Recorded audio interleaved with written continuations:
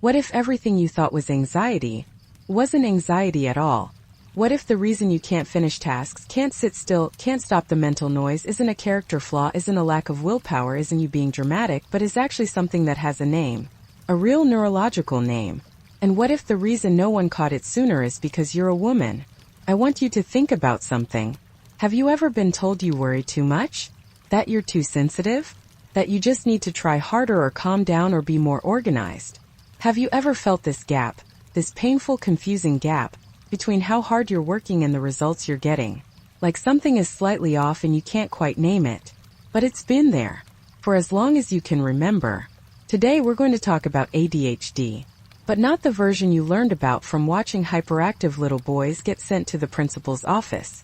We're talking about the version that lives quietly inside millions of women, disguised as anxiety, disguised as perfectionism, disguised as burnout, completely undetected for decades. We're going to talk about why perimenopause can suddenly make it impossible to ignore, why your brain might have been misdiagnosed and medicated for the wrong thing for years, and what the actual science says you can do about it. Starting tonight. If any part of what I just said made something in you go quiet, the way things go quiet when someone finally says what you've been feeling, stay with me, because this one's for you. Part 1. The label that was never meant for you, reframing what ADHD actually is. Let's start by throwing out everything you think you know about ADHD. Because the name itself, attention deficit hyperactivity disorder, is frankly terrible. It makes it sound like a disease, like something broken, like something you caught. And that framing has done enormous damage, especially to women. Here is what ADHD actually is. It is a way of being wired. A neurological difference in how the brain regulates attention, manages dopamine, and processes the world. It is largely genetic, with a heritability score between 0.7 and 0.9, meaning in most cases you were born with this. It was always part of you. And here is something that almost no one talks about. People with ADHD can hyperfocus better than almost anyone on the planet. When something matters to them, when it's interesting, when it lights them up, they go deep. Extraordinarily deep. Hours can pass like minutes. The challenge is not that they can't focus. The challenge is regulating that focus. Getting it to show up for the things that feel less interesting. The taxes. The emails. The conversation that matters but feels hard to stay present for. 2 minutes of something boring can feel like physical pain to a brain with ADHD. And that is not laziness. That is neurological. That is real. So before we go any further, I want you to sit with this. If you have ADHD, you are not broken. You are not weak. You are not failing. You are running a different kind of operating system. And the world was not designed with your operating system in mind. That is the world's failure, not yours. Part 2. Why women have been missed. For decades, the most important part of this whole conversation. Now I need to talk about something that genuinely makes me angry. In the best possible way. The kind of anger that turns into information, that turns into change. For decades, ADHD was seen as a little boy's diagnosis. Hyperactive. Disruptive. Throwing things across the classroom. Impossible to ignore. And so the research was built around that image. The diagnostic criteria were built around that image. The entire system was calibrated to catch that version, and almost nothing else. But here is what ADHD looks like in girls. In women. In you. It looks like daydreaming. It looks like forgetting things. It looks like starting projects with enormous excitement and losing momentum before they're done. It looks like being in a conversation and suddenly realizing your mind went somewhere else entirely, and you missed the last 3 things the person said. It looks like chronic disorganization despite genuinely trying to be organized. It looks like feeling everything intensely, mood shifts that happen fast, emotions that are bigger than the moment seems to call for. And because none of that looks like a hyperactive little boy, it gets missed. Or worse, it gets pathologized as something else. By the time a girl with ADHD is 12 years old, on average she has received 20,000 pieces of negative feedback. 20,000. You forgot again. Why can't you just focus? You're so scattered. Asterisk, I don't understand. You're so smart. Why can't you just try harder? Asterisk, and what does 20,000 pieces of that do to a person? It chips away at the foundation. It builds a story inside her that says, something is wrong with me. I am not enough. And so she adapts. She becomes a perfectionist because if she can just be perfect enough, maybe no one will notice the gap. She becomes a people pleaser because saying yes to everything keeps her in control of how people see her. She becomes the most anxious person in every room because anxiety, as it turns out, is the brain's way of compensating for executive dysfunction. The constant worry, the constant mental running, the constant checking, it keeps the ADHD brain just barely on top of things. Anxiety becomes fuel. Exhausting, unsustainable, damaging fuel. But fuel. And then she walks into a psychiatrist's office and she says, asterisk, I'm really anxious. I'm depressed. I can't focus. I feel like I'm drowning. Asterisk, and she gets a diagnosis of anxiety disorder. Or depression. Or sometimes even bipolar disorder, because the mood swings that come with ADHD look similar on a surface level to what bipolar can look like. She gets an antidepressant. It doesn't really help. She gets a different one. Still not quite right. And she spends years, sometimes decades, being treated for the wrong thing. Does any of this sound familiar? Are you starting to recognize yourself in any of this? Because here is what I want you to know. You were not misreading your own experience. Your symptoms were real. Your struggle was real. The system just wasn't looking for you. Part 3: ADHD and bipolar, why they get confused, and why it matters getting the diagnosis right changes everything. Let's talk about one of the most important distinctions in all of this. Because it's one of the most consequential misdiagnoses happening right now, especially in women. ADHD and bipolar disorder can look similar if you do a quick assessment. Mood swings. Periods of high energy. Periods of feeling low. Impulsivity. Racing thoughts. On the surface, there is overlap. But the rhythm is completely different. And that rhythm is the key. In bipolar disorder, elevated states of mania last at least a week. The person is sleeping only a couple of hours but feels like they have limitless energy. They're talking faster. Their thoughts are racing. They're making impulsive decisions, big ones. And then there is a crash into a depression that can last weeks or months. That is the rhythm. Long cycles. Distinct phases. In ADHD, the rhythm is minute to minute. Hour to hour. Day to day. You might wake up feeling fine. By 2 p.m. you're overwhelmed and irritable. By evening you're back. The next morning everything shifts again. It is not a week-long mania. It is a fast, fluid, responsive to the environment kind of shifting. And if your doctor does a 15-minute assessment, which is unfortunately often all that's available, and you describe mood swings and high energy and low energy, the path of least resistance in the current system is bipolar. Here's your mood stabilizer. Good luck. This is why getting an accurate diagnosis is not just an administrative detail. It is everything. Because if you are being treated for the wrong condition, not only is the treatment not helping, it may be actively making things worse. And here is something the emerging science is making increasingly clear. The brain can be seen. Not just described. Not just symptom reported. Actually looked at through neuroimaging to understand what is actually happening in terms of blood flow, activity patterns, and which areas are underperforming or overactive. 7 distinct subtypes of ADHD can be identified through this kind of brain imaging. 7. Not 1. Not the single version most clinicians are working with. 7.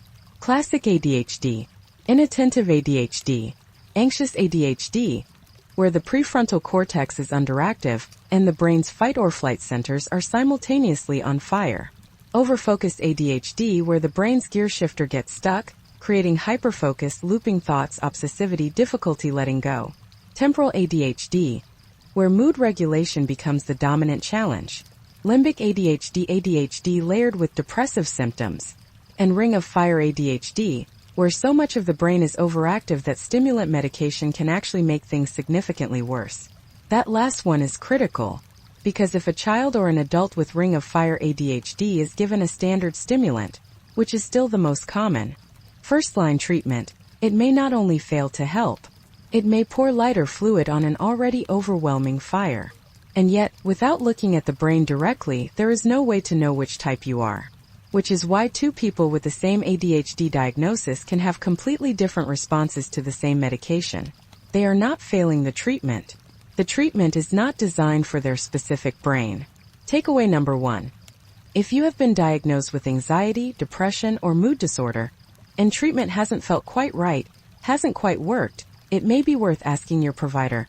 Asterisk, could this be ADHD? Could we look more closely at what's actually happening in terms of executive function? Asterisk, you are allowed to ask that question. You are allowed to advocate for a more complete picture. Part 4. Perimenopause. When everything gets louder, why your brain feels like it's betraying you right now. I want to talk to the women who are in their late 30s, their 40s, their early 50s, who have noticed something shifting. Something in the brain. Something that feels like the volume got turned up on everything that was already hard. The brain fog, the forgetting, the difficulty holding on to a thought long enough to do something with it. The feeling that you are somehow less sharp than you used to be, less capable. And the fear, the quiet, creeping fear. Asterisk, is this the beginning of something serious? Is this dementia? Is my brain failing me? Asterisk, here is what is actually happening. Estrogen is dropping.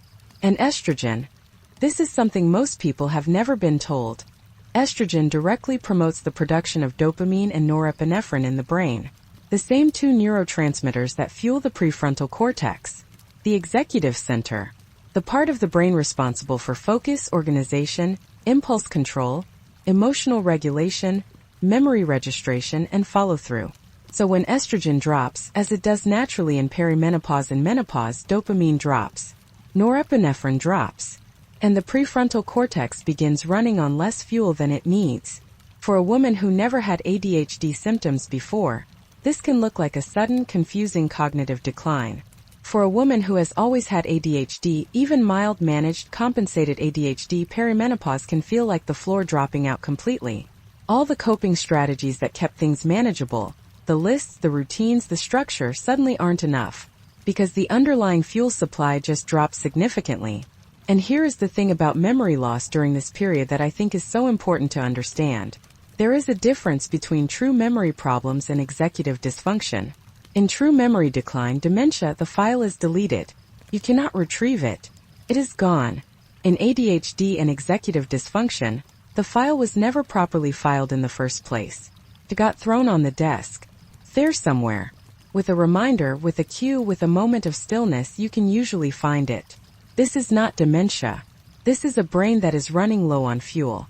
And that is a very different problem with very different solutions. Takeaway number 2.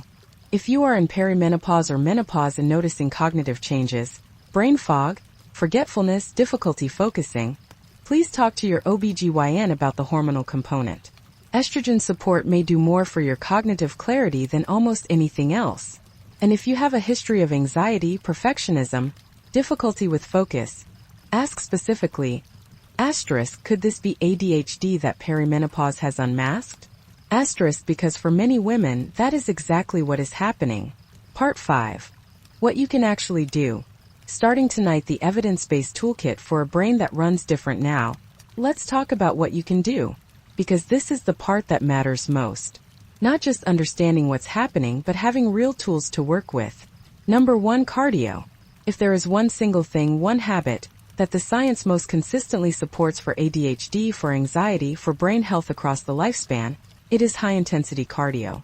Even 20 minutes every other day has been shown in studies to be as effective as medication for ADHD, for depression, for anxiety. Because when you do that kind of exercise, you increase dopamine. You increase serotonin. You flood the brain with oxygen and blood flow. You sweat out cortisol. You are hitting almost every lever that ADHD needs you to hit in a single session. Number 2, sleep done right. Not just enough hours. The right kind of sleep. 3 non-negotiable principles. Use your bed only for sleep.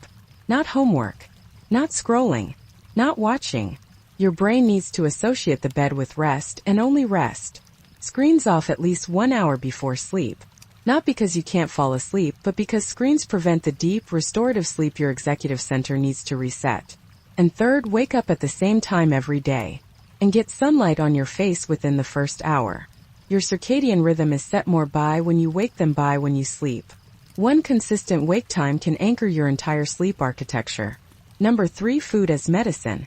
There was a study that took 200 children with ADHD and made only one intervention: optimizing their diet. The result? 70% showed significant improvement in their ADHD symptoms. 70%. From food alone. The anti-ADHD diet, in simple terms, eliminate refined sugars, processed foods, anything that spikes and crashes blood sugar.